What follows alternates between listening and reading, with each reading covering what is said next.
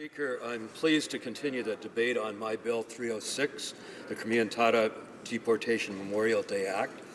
I appreciate my colleagues' contributions to this debate, and I'm grateful to hear statements of support from all corners of this House.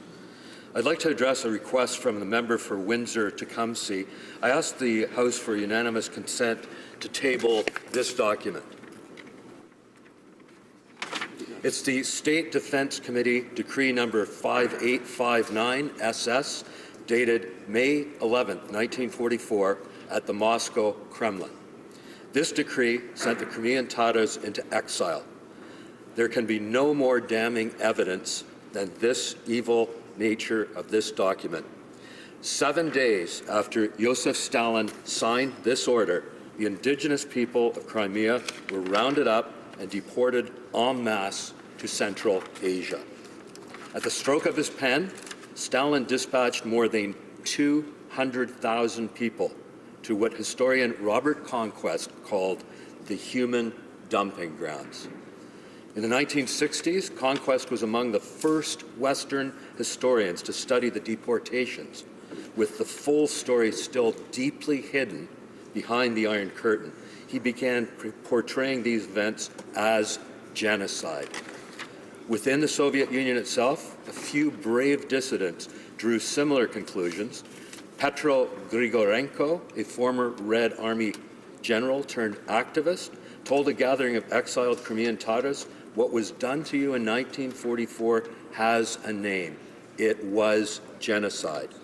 For saying that, General Grigorenko spent 5 years in a psychiatric hospital and then was exiled. As historians delve deeper into the broad question of ethnic cleansing and genocide, the deportations of 1944 were often considered a prime example. Norman Naimark, a Stanford University historian, agreed, calling the 1944 deportations an attempted cultural genocide. Brian Glynn Williams, a professor of Islamic history at the University of Massachusetts, Dartmouth, also calls it genocide. He's author of the most comprehensive academic history of the Crimean Tatars. Mr. Speaker, this brings me to the arguments made by some government members, among them the member for Winnipeg North. In particular, during the first hour, he argued Canada should let an international body make our decisions for us. Shame.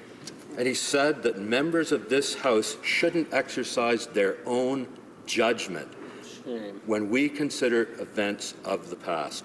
This isn't Canada's historical position. In 2008, all members of this House came together to declare the Holodomor in Ukraine a genocide. Indeed, the member for Winnipeg North invoked the Holodomor as he fought efforts to recognize the injustice done to the Crimean Tatars. But had we applied this new logic, we wouldn't have recognized Holodomor as a genocide. There's ample historical evidence, expert research, and survivor testimony to justify this recognition. Yet, no international court or body has bothered to do so. Instead, Canada joined Ukraine and a growing number of other countries and jurisdictions in using our own judgment to draw conclusions from the available evidence. That's what I'm asking this House to do for the Crimean Tatars.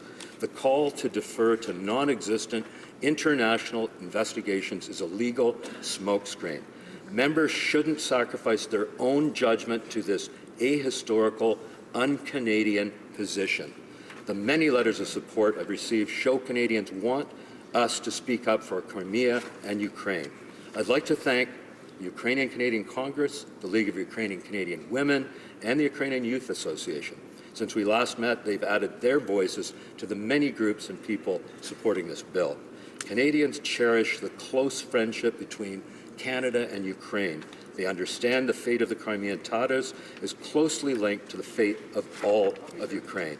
And they know that Canada has a critical role to play in support of Ukrainians and Crimean Tatars as they fight for the freedom and sovereignty of their country. Colleagues, in this spirit, I ask for your support for my bill at second reading. Thank you. Here, here.